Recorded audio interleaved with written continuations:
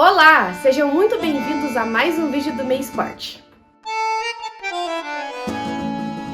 E para seguir com esse quadro de potências olímpicas, hoje a gente vai falar de mais duas potências europeias, Alemanha e Itália. Dois países com um passado histórico muito forte, com ditaduras e guerras.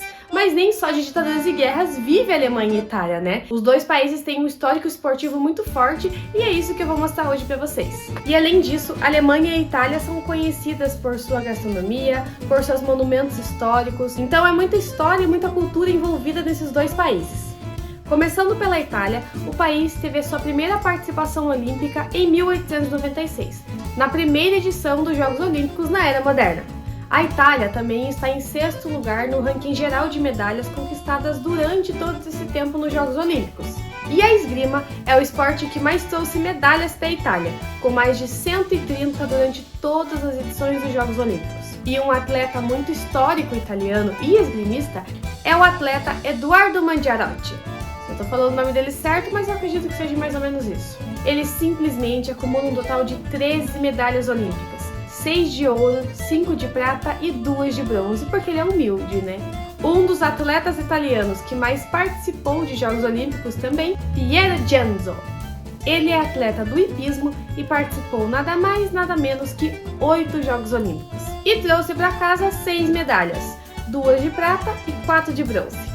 Agora, para nós termos uma percepção da Itália nos Jogos Olímpicos, eu vou trazer para vocês aqui o histórico de medalhas a partir da Olimpíada de Sydney 2000, para vocês terem uma noção dessa inconstância da Itália. Em Sydney, eles ficaram em sétimo lugar com 34 medalhas.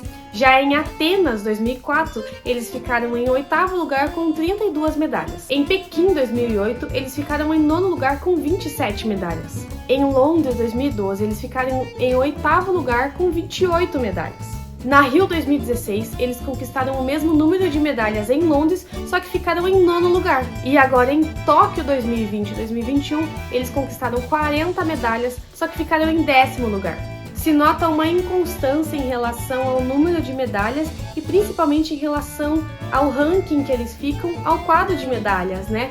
Eles, por exemplo, cresceram bastante em relação à quantidade de medalhas conquistadas, mas eles ficaram em décimo lugar com 40 medalhas em Tóquio e na Rio 2016 eles ficaram em nono lugar com 28 medalhas.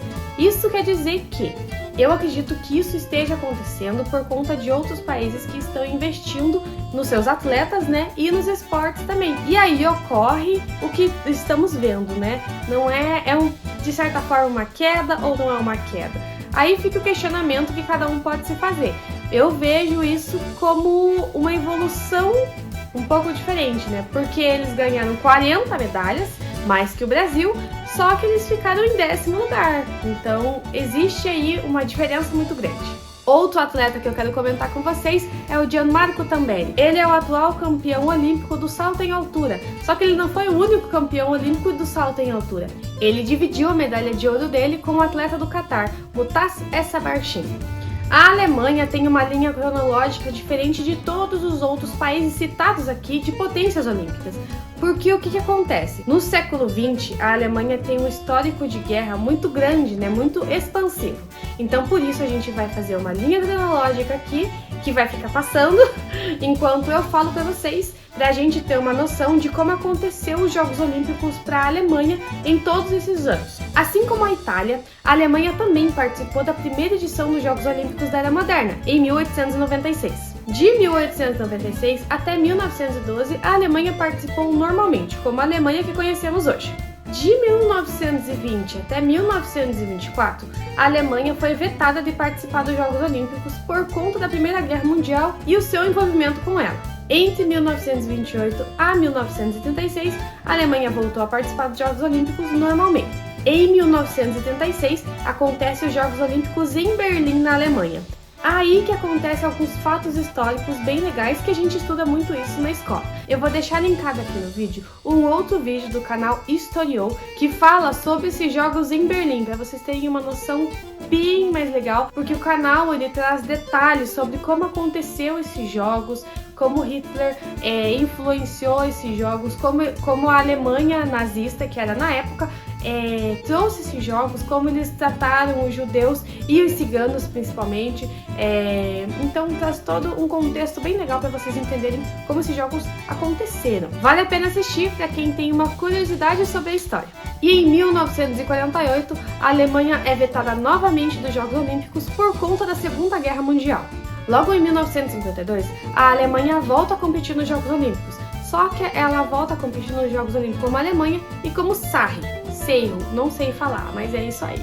De 1956 a 1964, a Alemanha começa a competir novamente nos Jogos Olímpicos, só que como a Alemanha Unida. O nome da Alemanha era a Alemanha Unida. Depois dos Jogos de 64 vem o Jogo de 68. E depois de 68 a 1988, a Alemanha começa a competir diferente de todas as Alemanhas que a gente já falou aqui no vídeo, que é a Alemanha Oriental e a Alemanha Ocidental. Nossa, Cauane, por que isso? Eu vou explicar para vocês. Nesse período histórico estava acontecendo a Guerra Fria e a Alemanha foi dividida entre a Alemanha comunista e a Alemanha capitalista, liderada pela Rússia e liderada do outro lado pela Inglaterra, pela França e pelos Estados Unidos. Então até 1988 existia essa divisão entre as Alemanhas, a Alemanha Oriental e a Alemanha Ocidental. Tinham atletas dos dois lados. Depois da queda do Muro de Berlim em 1989, essa Alemanha Oriental e a Alemanha Ocidental morreu. Eles tiveram a unificação novamente da Alemanha como a gente conhece hoje. E os atletas que estavam competindo separadamente começaram a competir ali todos juntos, unidos, normalmente como a gente conhece hoje em dia. E isso aconteceu desde as Olimpíadas de 1992 em Barcelona, se eu não me engano é Barcelona. Tem alguns atletas que participaram das Olimpíadas quando a Alemanha era separada entre Oriental e Ocidental e quando voltou a ser a Alemanha que a gente conhece como é hoje em dia. É o caso da Birgit Fischer. Ela é medalhista olímpica da canoagem. A Birgit Fischer, ela tem simplesmente 8 ouros olímpicos e 4 pratas olímpicas. Ela é a mulher é uma deusa alemã, sinceramente. Tudo isso pela canoagem. E a canoagem, ela tem categorias diferentes também. Ela tem medalhas olímpicas na categoria K1 500 metros, K2 500 metros e K4 500 metros.